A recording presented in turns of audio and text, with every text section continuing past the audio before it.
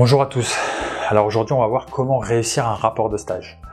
Alors un rapport de stage, c'est pas un mémoire, c'est pas une biographie, c'est vraiment un document qui est très professionnel, même exclusivement professionnel, qui va faire ressortir la valeur ajoutée que vous avez retirée de votre expérience, vous concernant, et qui va également faire ressortir la valeur ajoutée que vous avez apportée à l'entreprise, qui permet de montrer au jury que vous avez été un élément utile au sein de l'entreprise.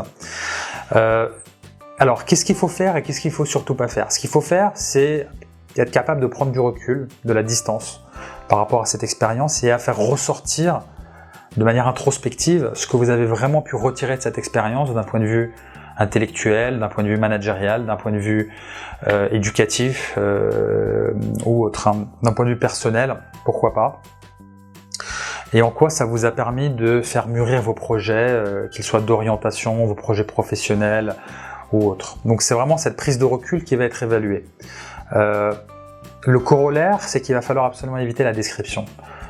Ne pas être capable de prendre du recul et simplement retranscrire ce que vous avez pu faire au quotidien, vos tâches.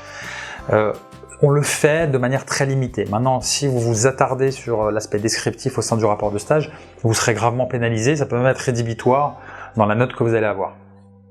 Donc description au départ, oui, on précise les tâches qu'on a pu faire, mais on prend du recul et je dirais même que la prise de recul et la valeur que vous avez retirée de cette expérience doit être prédominante au sein du rapport de stage.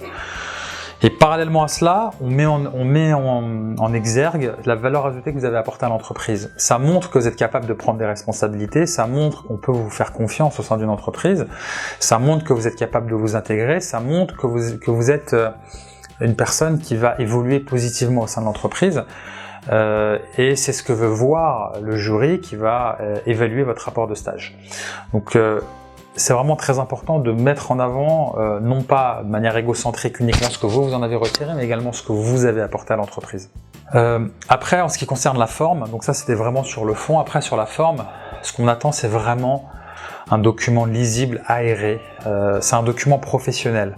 Donc quand vous faites une note pour un supérieur hiérarchique, vous savez qu'il a peu de temps et qu'il va pas s'amuser à lire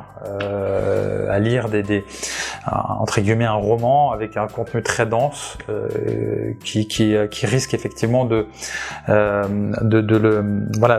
le fatiguer et en règle générale il va pas le lire. Ce type de personnes lisent de manière en diagonale et lisent vraiment les points les plus importants. Il faut savoir que le jury a à peu près la même approche. Ils ont beaucoup de rapports de stage à lire, donc ils vont pas passer des heures à lire votre rapport de stage. Donc on va veiller à faire ressortir notamment des schémas, des graphiques qui permettent de faire passer l'information de manière beaucoup plus claire, beaucoup plus lisible. Et on va faire apparaître des points clés, on va veiller à bien ventiler, aérer son document. Pourquoi pas utiliser différentes couleurs, en veillant ne pas multiplier les couleurs non plus, mais à faire tout ce qui permet d'améliorer la lisibilité au niveau de la forme, et vous allez marquer facilement en fait beaucoup de points, ne serait-ce que par la forme et la relecture que vous allez faire, très importante, toujours l'orthographe. Ça se corrige très rapidement on peut faire appel à une autre personne qui va avoir un nouveau point de vue sur le rapport de stage et qui va peut-être voir des fautes que vous n'aviez pas vues parce que vous n'avez pas cette prise de recul lorsque vous avez rédigé, et qui permettent très facilement de faire un effet de levier et de marquer beaucoup de points simplement avec un document sans aucune faute d'orthographe et très agréable à lire sur le plan de la forme. Voilà, j'espère que ces conseils vont vous aider à rédiger votre rapport de stage.